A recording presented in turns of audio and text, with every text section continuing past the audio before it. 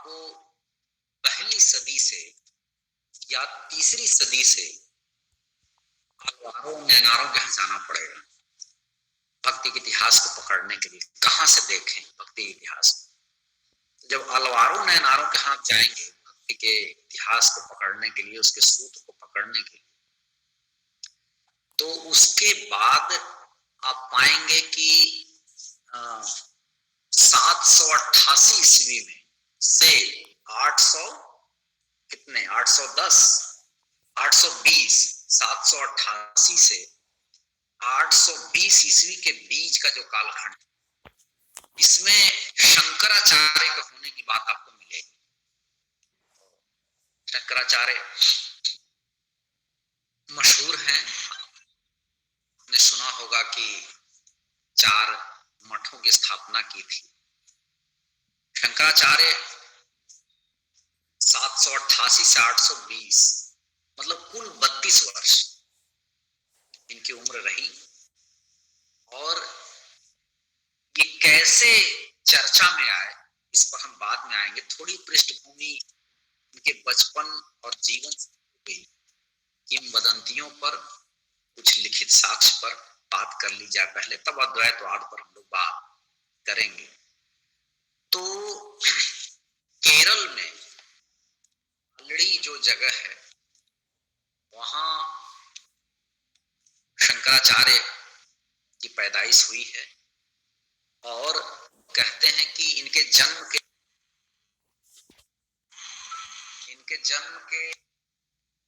कुछ ही दिनों बाद, संभवतः 3 वर्ष के भी नहीं थे, तभी पिता का निधन इनके हो गया। पिता का नाम भी शिव गुरु मिलता है। अब ये नहीं हकीकतन क्या था, लेकिन यही मिलता है। और 8 वर्ष की अवस्था होते होते शंकराचार्य को सभी चीजों का ज्ञान हो गया था। सभी चीजों का मतलब व्याकरण का, शास्त्र का, वेद का, सबका ज्ञान हो गया था। और 8 वर्ष के बाद शंकराचार्य ने घर त्याग दिया है, गृह त्यागा है। और घर त्यागने के पीछे का कारण कौतूहल है, प्रश्नों को लेकर के। ये आपने देखा होगा कि जितने बड़े लोगों ने घर छोड़ा है, वो किसी न किसी जिज्ञासा बस छोड़ा है।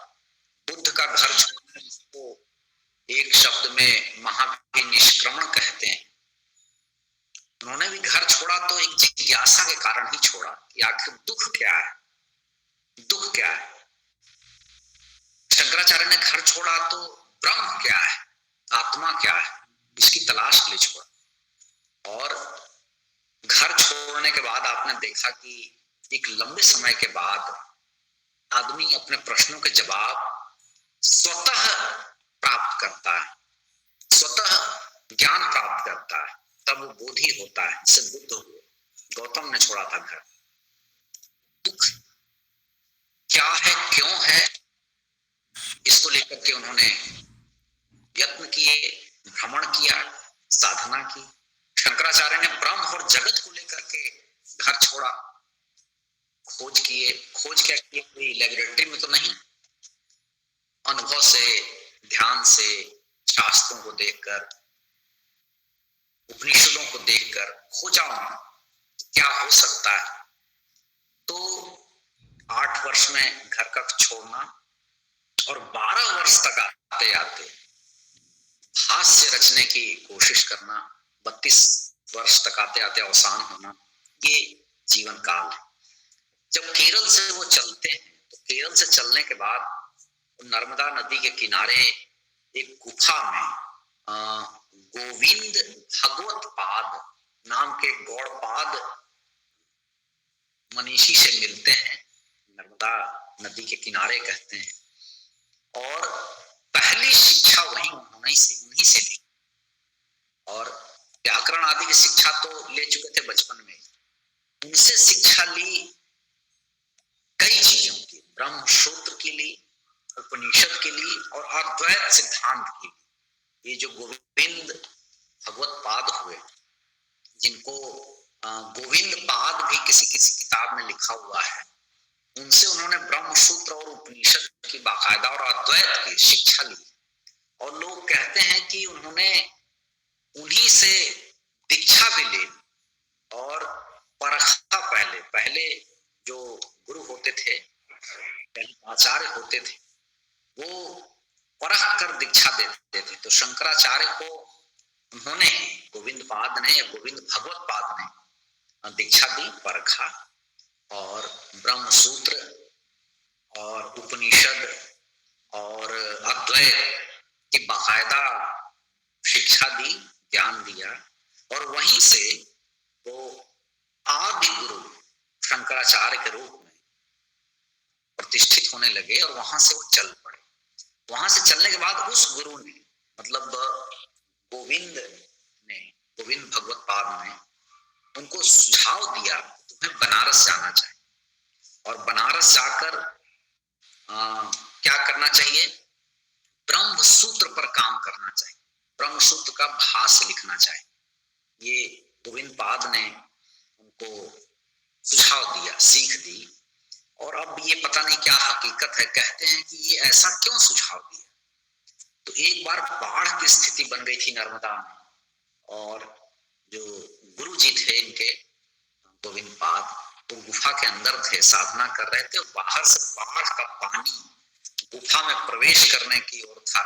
सारे शिष्य उनके परेशान थे और कहते हैं कि शंकराचार्य ने दृश्य देखा कि अगर बाढ़ का पानी गुफा में प्रवेश किया तो मेरे गुरु जी खत्म हो जाएंगे। तो एक घड़ा लाकर गुफा के मुंह पर रख दिया और जो भी पानी बाढ़ का आया उस घड़े में भरता चला गया, और घड़े से बाहर नहीं जा पाया। एक तरह का अब ये किंवदंती है और इनके जीवनी से जुड़े हुए लोगों ने लिखा है। इस बात का बड़ा गहरा असर इनके गुरु पर हुआ, गोविंद पाद पर, जब जाना उन्होंने कि इस तरह से इसने घड़े में पूरे जल को, बाढ़ के पानी को रोक लिया। तो तब उसने सुझाव दिया बनारस जाना चाहिए और बनारस में ब्रह्म सूत्र पर, उसमें बनारस विद्या का बड़ा केंद्र था, उसमें बनारस में शास्त्रार्थ की परंपरा थी, उसमें बनारस में भाष्य लिखने की परंपरा थी, उसमें बनारस में प्रकांड विद्वानों का जमावड़ा था। जैसे एक समय में इलाहाबाद भी था, शास्त्रार्थ के लिए जाना जाता था या विद्वानों की पांडित्य परंपरा के लिए जाना जाता था, वैसे ही बनारस बड़ा मशहूर था। तो इनको बनारस जाने की उन्होंने प्रेरणा दी, निर्देश दी, और ये बनारस गए और बनारस में रह करके ही इन्होंने ब्रह्म सूत्र पर काम किया। ब्रह्म सूत्र पर काम तो किया लेकिन भाष्य पूरी तरह से लिखा नहीं है, लेकिन बनारस में रहे। उसके बाद ये वहां से जगह बदलते हैं, जगह बदल के कहाँ जाते हैं, उस व्यास जी की तलाश में जाते हैं जिन्होंने ब्रह्म सूत्र लिखा था। और इस क्रम में वह बद्रिकाश्रम पहुंचते हैं और बद्रिकाश्रम में साधना करते हैं, लंबी अवधि तक रहते हैं। और बद्रिकाश्रम में जो सोच समझ का विस्तार करते हैं अपना, तो उस विस्तार के कारण वो ब्रह्म सूत्र का भाष्य लिखने को में समर्थ होते हैं और ब्रह्म सूत्र का वो भाष्य लिखते हैं, बद्रिकाश्रम में लिखते हैं। और वहां कुछ शास्त्रार्थ भी होते हैं। शास्त्रार्थ के कारण वहां से बद्रिकाश्रम के नजदीक, अच्छा ये भी जानते चलिए कि वही बद्रिकाश्रम है जहां आगे चल करके इन्होंने ज्योति मठ की स्थापना की थी, आज भी है। मठों में 4 मठों में से एक वो भी। वहां पास में ही केदारनाथ पहुंचते हैं वो, बद्रिकाश्रम से केदारनाथ। केदारनाथ में एक बड़े प्रकांड व्यक्ति थे, कुमारिल भट्ट। कुमारिल भट्ट की विद्वता के चर्चे इन्होंने सुने और कुमारिल भट्ट से इनकी मुलाकात हुई। ऐसा कहा जाता है, जो शंकराचार्य की जीवनी लिखने वालों ने या शंकराचार्य पर बात करने वालों ने ऐसा लिखा है कि कुमारिल भट्ट को जब देखा पहली बार शंकराचार्य ने, तो ये देखा कि वो अपने शरीर को जला रहे हैं, धान के भूसी की तरह शरीर को जला रहे हैं। पूछा शंकराचार्य ने कि ऐसा आप क्यों कर रहे हैं, शरीर को आप जला रहे हैं, वो अपने ही शरीर को धान के भूसी की तरह जला रहे हैं। तो कुमारिल भट्ट ने कहा कि मैंने कर्म की अवधारणा को प्रतिपादित करने के क्रम में ईश्वर के अस्तित्व को नकारा, इसलिए हम अपने शरीर को नष्ट कर पश्चाताप करना चाहते हैं। शंकराचार्य ने रोकने की कोशिश और कहा कि अगर आप इजाजत दें तो मैं आपको इस कार्य को न करने दूं और रोकूं। तो उन्होंने कहा कि नहीं, मुझे ऐसा करने दो। और चूंकि मैंने कर्म की अवधारणा, कुमारिल भट्ट का नाम इसलिए भी लिया जाता है, कर्म की अवधारणा प्रतिपादित की है और ईश्वर के अस्तित्व को नकारा है, तो मुझे ऐसा करने दो। लेकिन मेरे शिष्य के को तुम अपने संग या अपने शिष्यत्व में रखने की कोशिश करना। और वह शिष्य कौन थे? मंडन मिश्र। मंडन मिश्र से मुलाकात फिर हुई शंकराचार्य की। तो ये बात बड़ी मशहूर है। मंडन मिश्र रहने वाले तो मिथिला इलाके के थे, लेकिन कुमारिल भट्ट के शिष्य थे। और कुमारिल भट्ट तब के मशहूर विद्वानों में से सबसे ज्यादा विद्वान माने जाते थे, और जो केदारनाथ में रहते थे। कुमारिल भट्ट ने जब यह निर्देश दिया शंकराचार्य को, तो पहले कोई मित्रता शिष्यत्व यूं ही स्वीकार नहीं करता था। कुमारिल भट्ट के शिष्य मंडन मिश्र ने शंकराचार्य का शिष्यत्व स्वीकार करने के पहले शास्त्रार्थ किया है। तो बड़ा मशहूर है कि शास्त्रार्थ इतना लंबा खींचा है दोनों के बीच में, शंकराचार्य और कुमारिल भट्ट ने मंडन मिश्र के बीच में, कि मंडन मिश्र जब हारने लगे शास्त्रार्थ में, तो उन्होंने अपनी पत्नी शारदा को आगे किया और पत्नी ने शास्त्रार्थ में शंकराचार्य को परास्त किया। बाद में शंकराचार्य ने दूसरे जतन करके फिर शास्त्रार्थ में उनको परास्त किया, तब उन्होंने शिष्यत्व ग्रहण किया है मंडन मिश्र ने। और जिस दिन मंडन मिश्र ने शिष्यत्व ग्रहण कर लिया, अब आचार्य शंकराचार्य की दीक्षा ग्रहण कर ली, उस दिन से मंडन मिश्र का नाम सुरेश्वराचार्य हो गया। और फिर अद्वैत का प्रचार करने को मंडन मिश्र भी निकले। तो शंकर ने जो दीक्षा दी, शंकराचार्य ने जो दीक्षा दी मंडन मिश्र को, अद्वैत की शिक्षा दी। और कुमारिल भट्ट से अलग ये शिक्षा है। मंडन मिश्र ने जो कुमारिल भट्ट से शिक्षा ग्रहण की थी, या उनसे जो दीक्षा ग्रहण की थी, वो ग्रहण की थी ईश्वर के अस्तित्व के न होने को लेकर और जगत के होने को लेकर, कर्म से मनुष्य की पहचान को लेकर। इसलिए आधुनिक विचारक कुमारिल भट्ट को अपना समझते हैं, शंकराचार्य को उतना अपना नहीं समझते हैं। लेकिन जब शास्त्रार्थ में मंडन मिश्र अंततः शंकराचार्य से जीत नहीं पाए, तो शंकराचार्य के अद्वैत मत को प्रचारित करने लगे। और प्रचार प्रसार के क्रम में धीरे धीरे शंकराचार्य दक्षिण की ओर फिर लौटने की ओर हो गए। दक्षिण से आए ही थे, उत्तर की ओर फैलाया इन्होंने, और फिर लौटने लगे जब दक्षिण की ओर, तो कहां जाते हैं? मद्रास। मद्रास में एक जगह का जिक्र है, श्रीशैल नाम।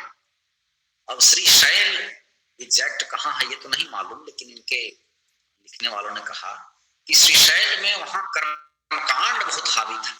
शंकराचार्य ने उसको वहां रह करके लोगों को जागरूक किया और कर्मकांड से अलग किया लोगों को। फिर वहां से महाराष्ट्र गए, महाबालेश्वर गए। महाबालेश्वर में शंकराचार्य ने रुक करके कुछ दिन अपने मत का प्रचार किया। फिर वहीं से वो श्रृंगेरी गए और श्रृंगेर मठ की स्थापना की। श्रृंगेर मठ की चर्चा सुनते होंगे, 4 मठों में से एक वो भी है श्रृंगेरी, मैसूर के पास है, कर्नाटक के पास। तो श्रृंगेरी मठ की स्थापना की और वहां प्रमुख केंद्र बना दिया, अपने अद्वैत मत के प्रचार प्रसार के लिए उसको प्रमुख केंद्र बना दिया। एक बात महत्वपूर्ण ये है कि श्रृंगेरी मठ में निवास करते हो एकाएक से इनको ध्यान है कि मेरी मां मरणासन्न है। तो इन्होंने सुरेश्वराचार्य को, सुरेश्वराचार्य मतलब मंडन मिश्र को, जिनका नाम सुरेश्वराचार्य हो गया, इनसे दीक्षा लेने के बाद कुमारिल भट्ट के शिष्य रहने तक मंडन मिश्र, तो सुरेश्वराचार्य को श्रृंगेरी मठ की जवाबदेही सौंप कर शंकराचार्य पुनः गांव की ओर लौटते हैं, कालड़ी की ओर लौटते हैं और मां मरणासन्न जो थी उनसे मिलते हैं और ये कह कर निकले थे वो कि मां मैं घर छोड़कर जा रहा हूं, लेकिन मैं लौटूंगा और अंतिम समय में मैं ही लौटूंगा और मैं जरूर लौटूंगा। मां मरणासन्न थी, मरी नहीं थी। जब उन्होंने याद दिलाया कि मैंने वचन जो दिए थे पूरे किए और मां की मौत हो जाती, मां ने देखा, आंख में आंसू आ गए, कोई खास संवाद का जिक्र नहीं है। लेकिन अब एक दूसरी दिक्कत आई, ये भारत में जो परंपरा बन गई है कि जो संन्यास ले लेता है, जो घर छोड़ चुका होता है, वो श्राद्ध कर्म आदि से अलग रहता है, चाहे परिवार का ही श्राद्ध कर्म हो। बड़े बड़े संतों को आज भी आप देखेंगे वो श्राद्ध कर्म आदि में नहीं जाते, अपने परिवार का भी नहीं करते। तो ये दिक्कत आई कि वहां लोगों ने विरोध किया शंकराचार्य का, भाई ये एक सन्यासी अपनी मां का श्राद्ध कैसे कर सकता है, मां का श्राद्ध कर्म कैसे कर सकता है, अंत्येष्टि कैसे कर सकता है। लेकिन इन्होंने कहा कि मैं ये करूंगा और वहां शंकराचार्य ने अलग लाइन ली कि ठीक है ये सन्यास एक सन्यासी के लिए वर्जित है, बावजूद उसकी मां को मैंने वचन दिया था इसलिए मैं ही ये काम करूंगा। और ऐसा कहा जाता है कि अपनी मां को कंधे पर लेकर अकेले ही घर के बाहर निकले और बाहर ही घर के दरवाजे पर ही लकड़ी जुटाई और वहीं पर मां की उन्होंने अंत्येष्टि की। अंत्येष्टि करके वो वापस निकले, उस दिन से वो गांव ही श्मशान में तब्दील हो गया, ऐसा कहा जाता है। वो पुनः पुनः लौटते हैं मां की इच्छा के अनुरूप और बंधन में कुछ देर के लिए ये पड़ते हैं और पुनः बंधन मुक्त हो जाते हैं। जब वहां से निकलते हैं, दाह संस्कार करके निकलते हैं, तो फिर भ्रमण करते हैं। भ्रमण करने के क्रम में द्वारिका भी जाते हैं ये, और द्वारिकापुरी में एक पीठ की स्थापना करते हैं। तो ये चार हो गए। कौन कौन? उत्तर में ज्योति पीठ जो बद्रीनाथ है, दक्षिण में श्रृंगेरी पीठ जो मैसूर में है, मैसूर के निकट है, पूर्व में गोवर्धन पीठ जो जगन्नाथपुरी है और पश्चिम में द्वारिका पीठ जो द्वारिकापुरी। और ऐसे घूमते घामते ब्रह्म के बारे में बात करते, अपने अद्वैत मत की बात करते, अपने शिष्यों को मठों का संचालन सौंपकर, भाष्य लिखकर, पुस्तकें लिखकर 32 वर्ष की अवस्था में शरीर छोड़ते हैं शंकराचार्य। और उनके बारे में एक श्लोक बड़ा मशहूर है, मैं उद्धृत करना चाहता हूं। अष्टवर्षे चतुर्वेदी, द्वादशे सर्वशास्त्रविद, षोडशे कृतवान भाष्यम, द्वात्रिशे मुनिरभ्यगात। मतलब 8 वर्ष में ही चारों वेद, अष्टवर्षे चतुर्वेदी। पहले चतुर्वेदी उसको कहते थे जो चारों वेद जानता, अब चतुर्वेदी एक टाइटल है। तो अष्टवर्षे चतुर्वेदी, 8 वर्ष में चारों वेद, 12 वर्ष के द्वादशे सर्व शास्त्रविद, 12 वर्ष की अवस्था में समस्त शास्त्रों का ज्ञान प्राप्त कर लिया। और षोडशे कृतवान भाष्यम, 16 वर्ष की अवस्था तक अपने ग्रंथों का लेखन कार्य संपन्न कर लिया। और द्वात्रिशे मुनिरभ्यगात, 32 वर्ष की अवस्था में चिर समाधि ले ली। तो ये जो अद्वैत का आधारभूत ग्रंथ है वो ब्रह्मसूत्र शंकर भाष्य, ब्रह्मसूत्र भाष्य। वैसे ग्रंथ इनके कई, मशहूर तो ब्रह्मसूत्र भाष्य, लेकिन गीता भाष्य, गीता का भी उन्होंने भाष्य किया। सर्व वेदांत सिद्धांत संग्रह, विवेक चूड़ामणि, प्रबोध सुधाकर और ईश, केन और कठ जो उपनिषद है, जिसको ईशावास्योपनिषद कहते हैं, कठोपनिषद कहते हैं, केनोपनिषद कहते हैं, मतलब ईश, केन, कठ आदि जो उपनिषद है, इनके भी भाष्य किए शंकराचार्य ने। तो प्रमुख ब्रह्मसूत्र भाष्य, गीता भाष्य, सर्व वेदांत संग्रह और विवेक चूड़ामणि और प्रबोध सुधाकर, ये मशहूर ग्रंथ हैं। बाकी उपनिषदों के भाष्य इनके हैं। अब अद्वैतवाद है क्या? फिर इन्होंने इस मत का प्रचार क्यों किया? कोई भी मत अपने पिछले मत से टकराकर, अपने पिछले मत से असहमत होकर कि इस देश में आया है, चाहे वो आलोचना के मामले में हो, चाहे दर्शन के मामले में। रचना के मामले में बात लागू नहीं होती। तो असहमति का जो साहस है वो शंकराचार्य ने भी जुटाया। किससे? अब जब 728 ईस्वी में इनकी पैदाइश है, 820, इसके पहले बौद्ध धर्म का डंका बज रहा था, जैन धर्म का बज रहा था। तो बौद्ध और जैन की जो फिलॉसफी थी वो काफी प्रचलित थी, काफी मशहूर थी, और बौद्ध में भी डिवीजन होने लगे थे। डिवीजन मतलब जो पंथ थे उसमें भी, हीनयान, महायान, वज्रयान, तो उसमें भी तांत्रिकता बढ़ रही थी, कर्मकांड बढ़ने लगे थे, और धीरे धीरे लोग वेद से, उपनिषद से अलग लाइन लेने लगे थे, क्योंकि बुद्ध की और महावीर की फिलॉसफी के हिसाब से वेदों पर उतना भरोसा नहीं था। शंकराचार्य ने एक तो ये देखा, दूसरा ये देखा कि आलवारों और नैनारों के जो संग्रह थे, जिनका संग्रह दिव्य प्रबंधम है, जो दिव्य प्रबंधम तमिल में जो संग्रह है, उसके पहले आलवार और नैनार 3री सदी से ही आलवारों की परंपरा मिलती है, और वो उच्चारण के माध्यम से, गीतों के माध्यम से, पदों के माध्यम से गाते थे, और वो भगवत की भक्ति करते थे।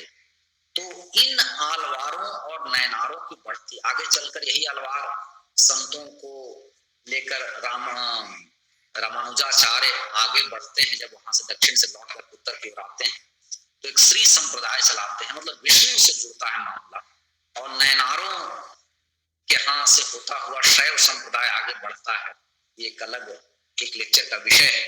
लेकिन अलवारों नैनारों के मत पद्धतियों में, अलवारों नैनारों के जो विचार थे, उनके फैलाव से असहमत होने का भी शंकराचार्य में एक आप देखेंगे कि मामला है।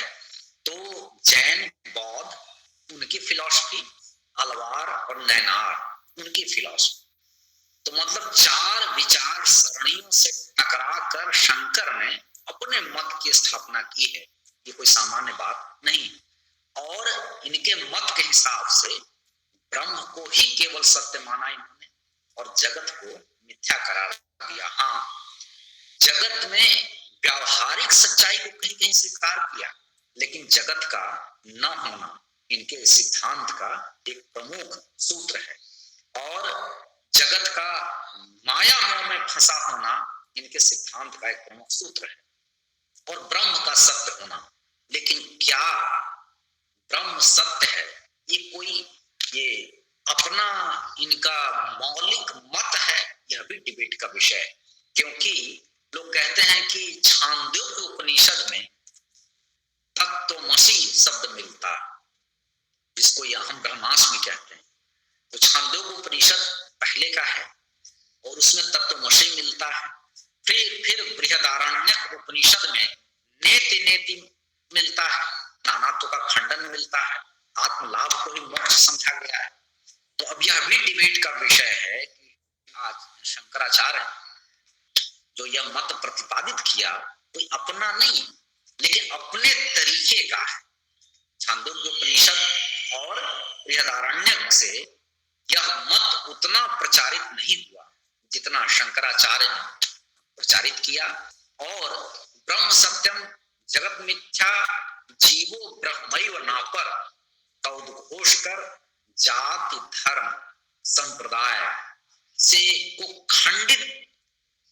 खंडित जो मानवता थी उसकी रक्षा की कोशिश की, कर्मकांड से बचाने की कोशिश की। एक अलग बात है कि आगे चलकर इनके मत में भी कर्मकांड का प्रवेश हुआ, जैसे अन्य मतों में होते रहे, जैसे कि बौद्ध धर्म में हुआ, जैसे कि जैन में हुआ, वैसे इनके यहाँ भी हुआ। लेकिन अब ये है कि जो मनुष्य अज्ञानतावश भटकता है और जो ये नहीं समझता है माया मोह के कारण कि ईश्वर और आत्मा ये अलग अलग नहीं है, एक ही है। अब ये शंकराचार्य का जो सिद्धांत अपने लेवल पर उनके अपने तर्क हैं। आगे चलकर लोगों ने ये पकड़ा कि भाई इससे तो भक्ति का द्वार ही बंद हो जाएगा। भाई भक्ति के लिए जरूरी है कि एक जो आत्मा है और एक जो परमात्मा है वो उसमें कुछ तो अलगाव हो, कुछ तो विशिष्टता हो, कुछ तो फर्क हो, वरना ऐसे कैसे किसी के प्रति भक्ति होगी, ऐसे कैसे किसी के प्रति झुकाव होगा। लेकिन शंकर ने जो ये फिलॉसफी दी कि हमने उसमें कुछ फर्क नहीं है, तो इन्होंने कहा कि एक अंश तो उसी के हिस्से सब, और जो आत्मा है उसी का एक स्वरूप है, परमात्मा कनेक्टेड है पूरी तरह से। अब ये बात उपनिषदों में इस रूप में नहीं थी। ये अहम ब्रह्मास्मि तक तो कहा गया था, लेकिन जगत को मिथ्या नहीं कहा गया। अब ये लोग कहते हैं कि ये व्यावहारिक फिलॉसफी नहीं, जगत को झुठलाना। लेकिन अब इस पर शंकराचार्य की बात पर गौर करेंगे तो जगत को पूरी तरह से झुठलाया नहीं, जगत में फैले माया को झुठलाने की कोशिश की। तो भाई अब इस तरह से तो कबीर से जुड़ते हैं, माया महाठगनी हम जानी। और तो और कफन कहानी के अंत में यीशु माधव शराब के नशे में जो गीत गाते हैं कि ठगिनी क्यों नैना छमकावे ठगिनी, ये क्या है?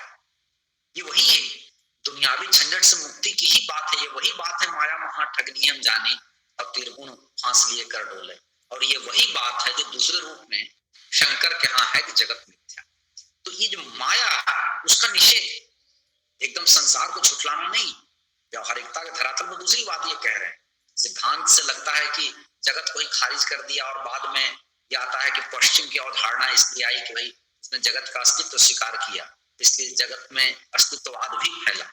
लेकिन ये माया, तो इस रूप में ब्रह्म की व्याख्या करके एक निर्गुण भी, कोई स्वरूप नहीं देते शंकराचार्य, कोई स्वरूप नहीं देते।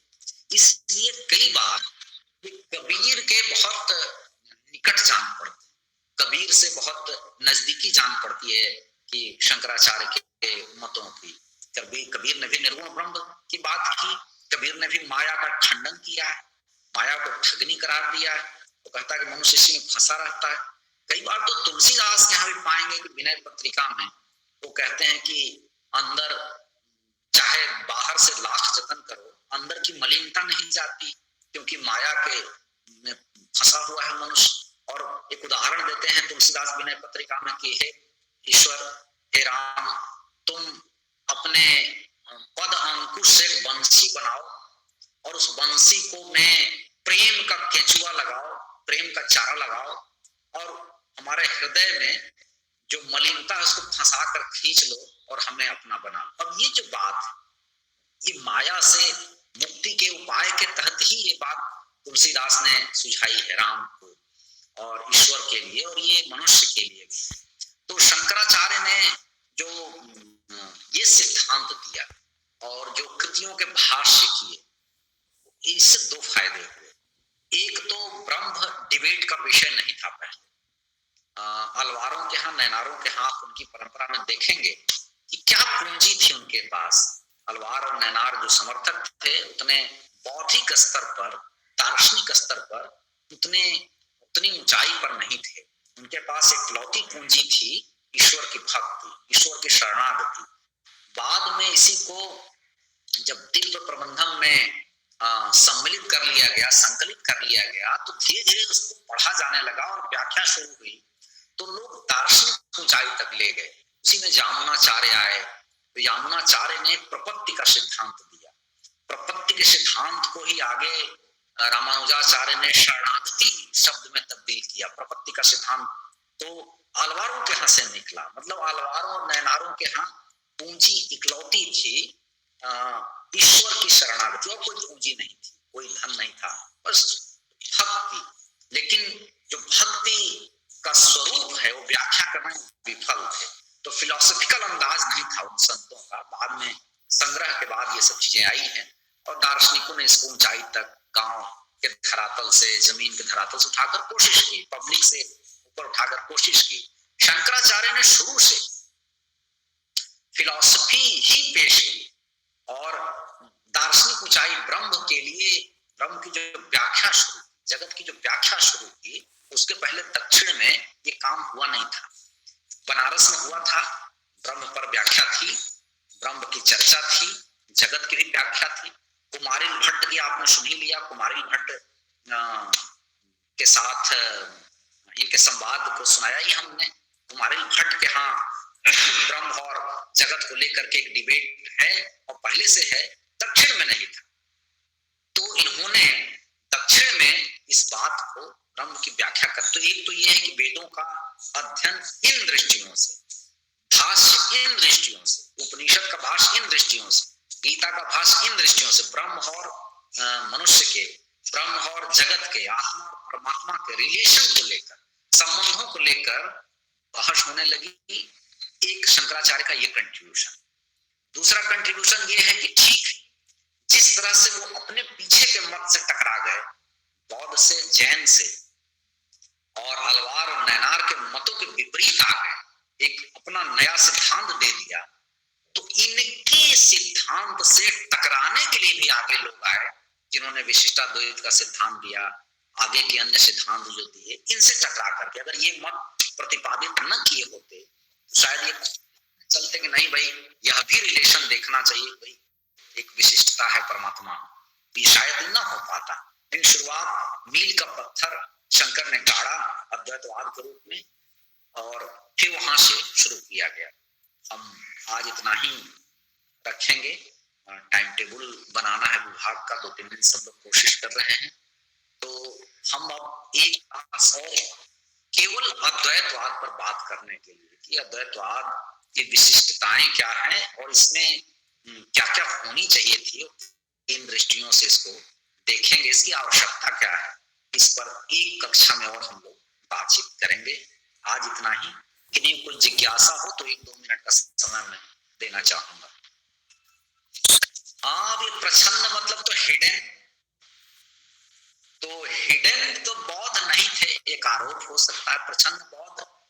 अब ये है कि जिस तरीके से बुद्ध के फॉलोअर्स बढ़े, उस तरह से शंकर के फॉलोअर्स तो बढ़े नहीं, और जिस तरह से बुद्ध के मत का प्रचार दुनिया में हुआ उस तरह से शंकर का तो हुआ नहीं। लेकिन चूंकि बुद्ध से टकराते रहे, तो जो टकराते तो रहे, लेकिन भक्ति का द्वार इनके सिद्धांत से बंद हुआ। तो जो शंकराचार्य के बाद के लोग आए, जो चाहते थे कि भक्ति इस रूप में हो, उन लोगों ने हमला बोला शंकराचार्य को उस समय भी शास्त्रार्थ के माध्यम से हमले हुए, आगे चल करके भी हुए, और आरोप लगा कि भाई उन्होंने तो भक्ति का द्वार ही बंद कर दिया। जब आत्मा परमात्मा एक है तो भक्ति होगी कैसे? भक्ति के लिए विशिष्टता जरूरी है। कहा कि ये भी वही प्रछन्न बौद्ध ही, क्योंकि उसमें भी ईश्वर का होना स्वीकार नहीं किया गया बौद्ध धर्म में। तो ईश्वर का होना इन्होंने भी उस तरह से स्वीकार नहीं किया जिस तरह स्वीकारा आगे चल के भक्ति के लोगों ने। इसलिए प्रछन्न बौद्ध कोई कह सकता है थे नहीं, क्योंकि इन्होंने सनातन परंपरा को बढ़ाने की कोशिश की, और बौद्ध ने सनातन के खंडन में ही बौद्ध धर्म आया है। इसलिए प्रछन्न बौद्ध कहना हमारी दृष्टि से ठीक नहीं। आगे